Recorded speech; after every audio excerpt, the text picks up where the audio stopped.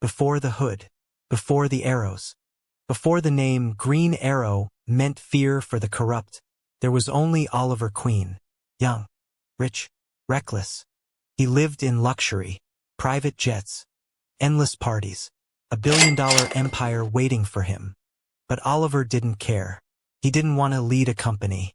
He wanted thrill, the next high, the next escape, until one trip changed everything.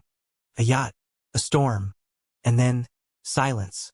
Waves crashed, thunder roared, and the next thing Oliver Queen remembered was waking up on the shore of a forgotten island. No phone, no help, no rescue, just jungle, and the sound of something watching him. The island was called Lianyu. In Mandarin it means purgatory, and it lived up to its name. Oliver thought it would be a few days, a week at most, but the island didn't want him to survive. It broke him. No food, no shelter, no mercy. And when the cold came, he learned pain. When the hunger came, he learned desperation. He was no longer a billionaire. He was prey. But something changed. Desperation became instinct. Fear became focus. And weakness became fire. He found a bow, primitive, made from scraps and vines. At first, he missed every shot. Then he started to hit birds, rabbits, predators. Oliver Queen learned to hunt, not for sport, for life. He became fast, precise, silent. But Lianyu wasn't empty. There were others on the island. Smugglers, killers, mercenaries. Some were stranded. Others were hiding, and they didn't like strangers.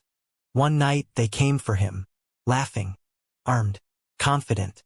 But Oliver was no longer a spoiled rich kid. He was lean, cold, ready. The bow sang, and they never laughed again. That was the first time he took a life. Not for anger, not for justice, but to stay alive. And afterward he didn't cry, he didn't shake. He just breathed, because Lianyu had changed him. Each scar on his body was a lesson. Each enemy was a teacher. Each day was a question. Will you live, or will you die today? And slowly, a new man formed beneath the blood and dirt. Not Oliver Queen. Something else. Someone else. A shadow in the trees. A ghost with emerald eyes. A force no one saw coming. The island had taken everything from him, his comfort, his identity, his past. But in return, it gave him clarity, purpose, and a reason to go back. Because while the world thought he was dead, Oliver Queen was becoming something new, something deadly, something the corrupt would learn to fear. 5 years. That's how long he was gone. 5 years on an island that turned bones into weapons, and a spoiled man into a hunter. When Oliver Queen finally returned to Starling City, he didn't come back as the man they remembered. He came back with shadows behind his eyes, and a mission burning in his chest. The world had moved on without him. His mother smiled, but didn't ask what he'd been through. His best friend didn't recognize him. And his city, his home, had rotted. The poor were crushed.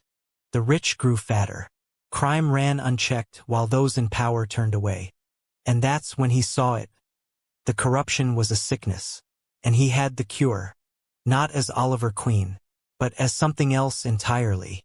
The island hadn't just trained his body. It had sharpened his mind. It had forced him to see clearly who deserved to fall, and who needed to be saved. And so the bow came back. The hood came on. The list came out. His father's book, full of names. Names of the powerful, the guilty, the ones responsible for bleeding the city dry. He would hunt them, one by one. No mercy, no warning. He wasn't looking for headlines. He wasn't looking for applause. He was bringing justice, the kind that didn't wait for courts. And soon, the city whispered. A hooded figure, a green blur, arrows in the dark. He left no trail, no voice, only fear. The police called him a vigilante. The media called him a criminal. But the people, they started to hope again. Every time a corrupt CEO disappeared, every time a drug shipment vanished, every time an abuser was found bound to a light pole with a note, They knew. He was watching. Because Oliver didn't return to fit in. He returned to clean house. And he wasn't alone anymore. The lessons from the island stayed with him. How to trust. How to fight smart. How to build a team. One by one he found others. Diggle, the soldier with honor. Felicity, the mind behind the machine. Roy, the angry spark looking for purpose. They didn't just follow him. They believed in him. And slowly the hunter became a symbol. A force. The green arrow. But here's the truth. That island never really left him.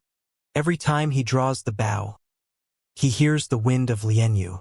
Every time he feels alone, he remembers the pain. Every time he faces darkness, he becomes it. Because that island wasn't a prison. It was a forge.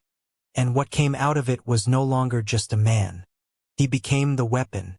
For the voiceless. For the broken. For the city.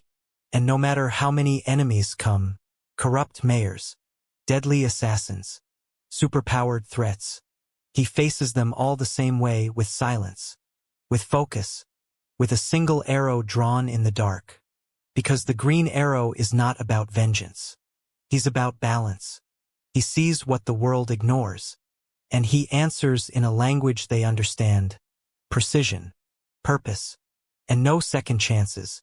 The playboy is gone. The survivor remains. And the island never ends.